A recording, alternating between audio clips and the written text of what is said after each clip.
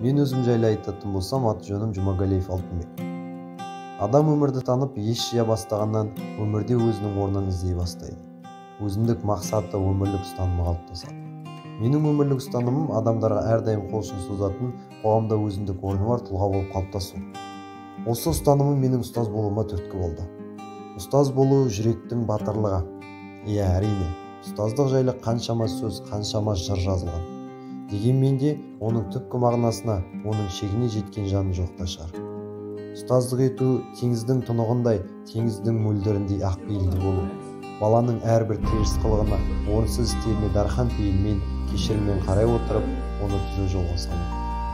Жартастар қаншама жылдар бойы табиғаттың құбылыстарына төтеп беріп келген болса, мұғалімнің төзімі де дәл сол сияқты мықты әрі берік болуы керек.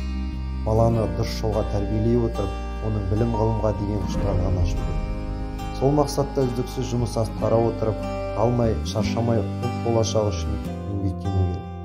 Тәуелсіз ел атанып, төбемізге ту тігіп, тіліміздің мәртебесі артып, әлемге атымызды танытып жатқан кезеңде ұлттың, елдің болашағы жас ұрпақ тәрбиесіне де мықты көңіл бөлінуі қажет.